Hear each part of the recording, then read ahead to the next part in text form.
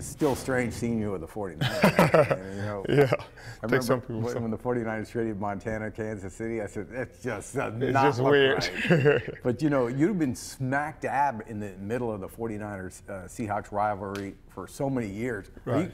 Are you sort of curious with the reception you're going to get against Dallas? No, I don't really mind either way. You know, I just go to play. The reception doesn't really bother me either way. You negotiated yourself into this 49er family pretty quickly. I remember you going to court to support Reuben. That was a conscious decision. Why did you find that important to do?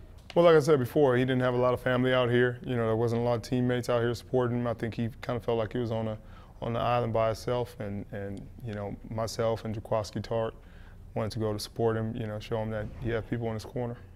Oh, this is pretty cool, though, because you're a brand new 49er.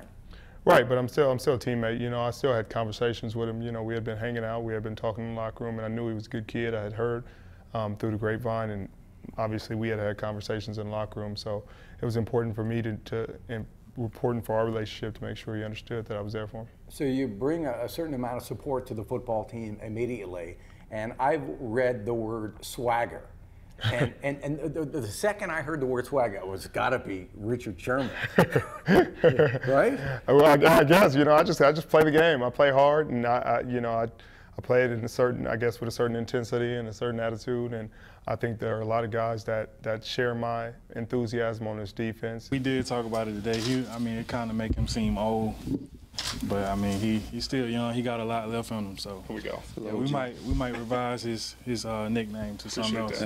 Somewhere along the line, it looks like you're transitioning from a player to a coach, or a combination thereof. Do you see it as part of your role with the 49ers? No, it's kind of what I've always done. You know, I don't think maybe it just wasn't as publicized as it is getting now. But I've always kind of been a guy who's done his best to help other players get better and help them understand the game in a much bigger way. I just think people are paying attention more. I don't think I'm transitioning. I think I'm going to play 4 or 5 more years, and then once I'm done, I think I'm going to go into TV. I'm not sure I'm going to go into coaching unless it's management. How about politics? You know, it's getting so messy in politics right now. I don't know. I might want to stay out of there. You have pretty interesting opinions when it comes to politics. You mentioned 5 more years. Where are you in terms of percentage, and where would you like to get? I still, you know, I'm feeling pretty good. I wouldn't say I'm 100. I'd say I'm like 80, 85%.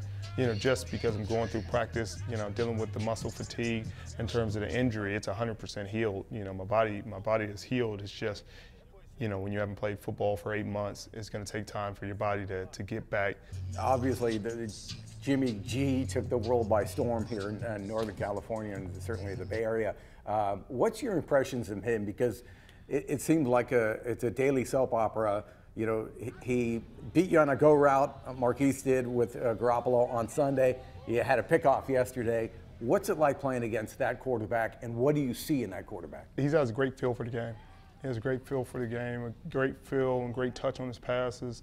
You know, I think that's one of the problems with letting the public into practice, because practice, everybody's working on something. You know, it's not a finished product. It's like, as a writer, you know, letting people giving people your notes before you finish the article, giving them your rough draft, and people being like, oh, what is this? Why does this look terrible? What is this? Why are you putting this there? And it's like, it's a rough draft, you know what I mean? It's not a finished product. You see finished product on Sunday, and it looks a lot different than practice. Practice, you're working on different techniques.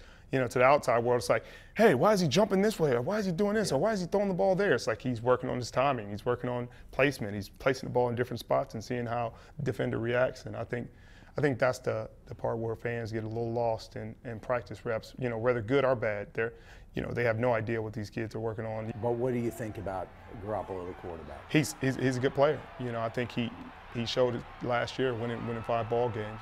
Him having more time in Kyle's system is definitely helping him. He's making reads faster. He's getting the ball out quicker. He's making great decisions. The Jerry Jones issue on the national anthem, you referred to him as the old plantation mentality. Yeah. Do you think you're adding fuel to the fire? To what fire? I don't necessarily think I'm adding fuel to any fire. I think that's pretty obvious to everybody what he's trying to do.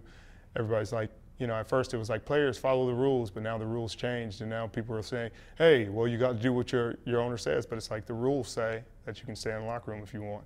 You know, so it's almost like an owner going against the rules. But when you're talking to fans, it's almost like they don't understand. Yeah, I guess when I'm saying fuel of the fire, I mean the debate has gone on now for 3 years, and I'm like, what's the end game? I have no idea. The end game is, I think it's all a pointless argument in the first place. I think people have missed the point of the entire protest, and I think that in itself is ridiculous. I think people missing the protest says something about our nation in itself.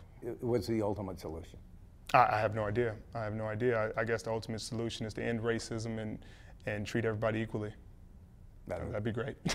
That's a perfect way to answer it. Finally, you suit up in the 49er uniform and you look in the mirror. Is it going to be strange? No. I've changed jerseys before, and it's worked out well. As long as the pads still fit and the helmet still fits, I got a chance.